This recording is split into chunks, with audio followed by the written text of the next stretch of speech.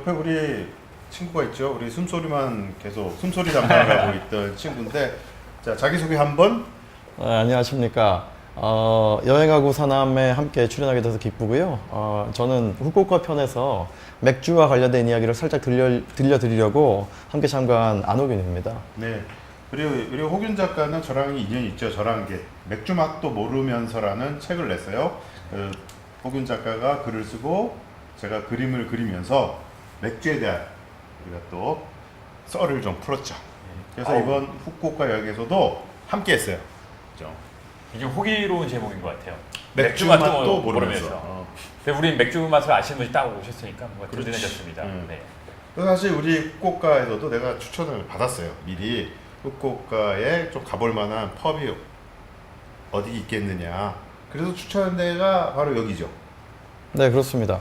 여기 같은 경우에는 여러분들도 아시다시피 뭐 맥주를 비롯해서 뭐 상업시설이라든지 문화시설 같은 것들이 전반적으로는 도시 규모랑 비례를 해서 다양해지기 마련인데, 후쿠오카는 아시다시피 대략 한 100만 정도의 인구를 자랑하는 170만. 도시거든요. 네. 그래서 맥주를 마실 수 있는 환경이라든지 여러 가지 다양성 같은 것들은 도쿄와 비교하면 조금 떨어지는 편이고, 이외에 규슈 지역에 있는 다른 도시들과 비교해 보면 확실히 경쟁력을 가지고 있는 도시라고 할 수가 있습니다. 그러니까 역시 맥주는 인구가 많은 곳에 훨씬 더 인기가 있다. 아무래도 그런 편입니다. 시장이 커야 되니까 그런 것들이 영향을 줄 수밖에 없습니다. 근데 이 집을 추천해 준 이유가 있을 거 아니에요? 후쿠오카에도 사실은 좋은 맥주를 마실 수 있는 장소는 아까 말씀드렸다시피 도시 규모에 비례하게 어느 정도 갖추어져 있는 상태인데, 이 가게 같은 경우에는 굳이 후쿠오카에서 딱 한 군데만 가야 한다 라고 하면 이 가게를 가야 할 정도로 뭐 다양성 측면도 그렇고 접근성 측면에서도 그렇고, 또한 그 가게 자체가 가지고 있는 분위기도 그렇고, 어떻게 보면 후쿠오카의 맥주 씬 전체를 요약해서 보여주고 있는 가게라고 볼 수가 있지 않을까 싶어서 추천을 드렸습니다. 제일 중요한 걸 얘기 안 해주시네요. 이름이 뭐였죠? 가게 이름은 비어페디 후쿠오카입니다. 비어 패디. 후쿠오카. 네, 저도 바로 그렇습니다. 이름을 이게 깜빡했네요. 패디가 무슨 뜻이에요? 원래 패디라고 하는 말은 저희가 논농사를 짓는 그논 같은 곳을 패디라고 이야기를 하는데, 말하자면 맥주가 벼처럼 쑥쑥 자라나는 그러한 하나의 토대를 마련하고 싶어서 지은 이름이 아닐까라고 말씀하신 거 아니고 제가 생각해 보았습니다. 그러니까 맥주 평양. 말하자면 뭐 맥주밭, 맥주밭. 맥주논 뭐 이렇게 맥주논. 볼 수가 있지 않을까 싶습니다. 맥주 논두렁. 그 정도로 볼 수 있지 않을까요? 자, 그럼 맥주 논두렁에서 우리가 마셨는데 여기 이게 탭이 싹 꽂혀 있네요. 여기 메뉴인데 내가 메뉴를 사실 찍어왔는데 이 메뉴를 보면 사실은 좀 조금 어렵더라고요. 좀. 사실은 작은 맥주 가게이다 보니까 어느 정도 맥주가 소비가 되면 바로바로 또 맥주를 바꿔주는 경향이 있습니다. 그래서 방문하시기 전에 뭐 페이스북이라든지 인스타에서 해당하는 날짜에 어떤 맥주가 서비스가 되고 있는지가 자세하게 안내가 되고 있으니까, 특히나 내가 이번에 가서는 이 맥주는 꼭 마셔보고 싶다 라는 것들이 있으시다면 마음속에다가 미리 한번 생각을 해보시고 가시는 것이 좋고요. 1번에는 항상 변하지 않는 하나 고정되어 있는 맥주가 자리 잡고 있는데요.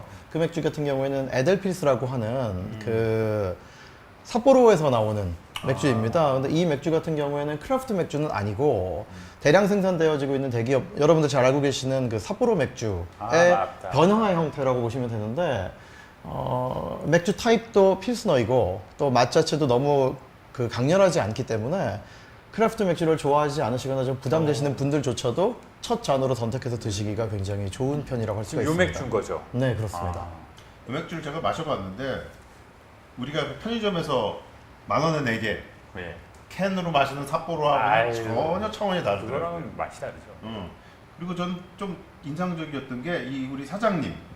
이 사장님도 굉장히 특이하더라고요. 저기는 일하시는 분들이 총 2분입니다. 근데 한 분은 남자분, 한 분은 여자분이신데 그 2분이 부부시라는 사실을 제가 저곳에 한 3번에서 4번 정도 방문하고 나서 비로소 알 수가 있었습니다. 저 두 분이 부부였어요? 네, 그렇습니다. 처음에는 저 2분이 업무에 관련된 이야기 말고는 전혀 대화를 안 하시는 거예요. 그래서 저는 여기는 굉장히 대면대면하게 일하는 직원 2분이 계시는구나 라고 생각을 했는데, 대면대면 할 수밖에 없다는 건 이제 부부라는 사실하고 더 확인하게 됐죠. 왜 같이 일하는 거는 금기야, 금기. 이거 함부로 일하는 거예요. 그래서 저 2분은 24시간을 아이고야. 일과 가정에서 함께 보내시는 분들인데, 휴가를 얻으시는 경우에도 유럽이라든지 미국이라든지 가서 그 양조장 투어를 하신다든지 또 최근에 보면은 우리나라의 부산을 방문하셔가지고 부산에 있는 요즘에 굉장히 잘 나가고 있는 여러 양조장들이 있는데 그런 것들을 또 방문하셔서 제가 또 전체적인 동선을 좀 도와드리기도 하고 업체에 연락도 해서 좀 편의를 봐드리기도 했는데 그런 정도로 맥주를 굉장히 좋아하는 두 부부가 운영하는 가게입니다. 그럼 맥주가 좋아서 맥주집을 하신 그야말로 네, 예, 저거, 실제로 저거빌치. 그렇습니다. 그래서 예전에는 맥주를 다른 업체에서 직접 그 위탁 생산을 해가지고 판매하시기도 했었는데 최근에는 이제 그런 쪽보다는 일본 전역과 전 세계에서 걸쳐서 좋은 맥주를 수급해서 공급하시는 쪽에다가 조금 더 초점을 맞추고 있는 상태입니다. 자, 그 자칭 맥주 전문가가 추천하는 후쿠오카에 가면 꼭 가야 되는 집은 바로 비어패디 후쿠오카. 네, 그렇다고 볼 수 있습니다. 후쿠오카 맥주 논두렁. 뭐 그 정도로 볼 수 있죠. 네. 그다음에 두 번째로 추천한 데를 저희가 갔어요. 아베상이 있다고 해서 네. 이분이 아베상 사장님 맞죠? 네, 저분이 아베 씨입니다. 이 집은 조금 분위기가 그 논두렁하고는 좀 다르더라고요. 네. 이름이 뭐였죠 여기가? 이 가게는 크라프트 비어 크릭입니다. 보통은 크릭. 줄여서 CBC라고 부릅니다. CBC. 네. 발음이 굉장히 좋으세요. 네, 대충 막 던졌습니다.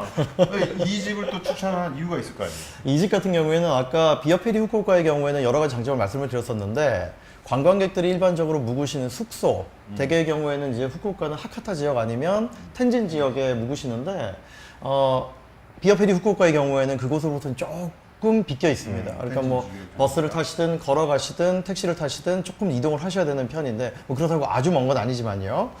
이 방금 전에 말씀드렸던 CBC 같은 경우에는 텐진 한복판 잘 아시는 그 여러분 요즘에 인기가 있는 그 이마이즈미라고 하는 아주 예쁜 그 골목에 초입에 위치하고 있어서 접근하시기는 도보로나 어떤 방식으로나 훨씬 더 편리하고 덕분에 아까 그 사진에서 저희가 봤지만 인근 오피스에서 그 업무를 끝내신 세러리맨이라고 할 수 있는 그 직장인들이 상당히 많이 오신다는 장점 혹은 단점이 사실은 있습니다. 세러리맨. 네, 세러리맨들이 상당히 많이 오죠. 베럴리맨. 저희가 갔을 때도 이렇게 뭐 일 마치고 한 잔씩 하시는 분들이 굉장히 많았던 것 같아요. 저는 이제 저 가게를 여러 번 방문했던 터니까 이런 상황이 뭐 그 여행하시는 네 분에게는 굉장히 안 좋았겠지만 늘 모든 저녁마다 저런 분위기는 실제로 아니고 네. 혼자서 와서 맥주를 드시는 여성분들도 굉장히 많은 편이라 그 뭐 아저씨들이 오니까 조금이라도 좀 부담스럽지 않을까라든지 뭐 굉장히 칙칙한 분위기가 아닐까라는 걱정은 하지 않으셔도 되고 네. 뭐 내가 칙칙하게 만들 수 있다는 걱정을 하고 가시는 게 좀 낫지 않을까라는 생각이 듭니다. 네, 결국 이 CBC는 복불복이다. 하지만 이 집은 부동산 입지가 좋다는 거. 부동산 입지가 굉장히 한 좋습니다. 번 더 확인을 해봤습니다. 그리고 CBC는 이 안주류가 다양하지 못해서 드라이 안주밖에 없고 뭘 조리할 수 있는 공간이 없어요. 그게 조금 단점. 저는 마지막으로 이 안주가 마음에 들었어요. 역시 논두렁답게 안주도 메가. 네. 그러니까 보리 그 원료죠. 그거를 그대로 주는데 상당히 맛이 괜찮았죠. 요거는 풍미가 있어요. 패디, 그 논두렁. 비어 패디, 예. 비어 패디가 훨씬 요 안주가 좀 인상적이었어요. CBC 쪽은 저는 CBC 맥주집 자체도 되게 인상적이었는데 그 주변이 굉장히 힙한 동네 같은 아까 맞아요. 거리가 뭐라고 말씀하셨죠? 근데 여기가 지금 이마이즈미라고 하고 그 옆으로 이어지면 이제 다이묘라고 하는 지역까지를 함께 아우르는 동네인데 텐진이 백화점이라든지 상업시설 같은 것들 또는 뭐 사무실 시설이 많이 모여 있는데 그 옆쪽으로 조금만 이동하더라도 그 후쿠오카라는 도시가 갖고 있는 매력을 굉장히 보여줄 수 있는 뭐 예쁜 카페라든지 편집샵이라든지 아니면 뭐 식당 같은 경우에도 작지만 그 실속이 있는 가게들이 많이 모여 있어서 이 가게뿐만 아니라 즉 CBC뿐만 아니라 다른 곳과 함께 묶어서 한번 가보셔도 좋은 그 경험이 되지 않을까라고 생각이 듭니다. 네. 간단 짧게나마 우리가 맥주 두 곳을 가봤어요. 아마 더 좋은 집들이 많이 있을 거예요. 하지만 우리가 추천하는 집이니까 여러분 맥주 힙한 동네에서 좀 즐겨보시기 바랍니다.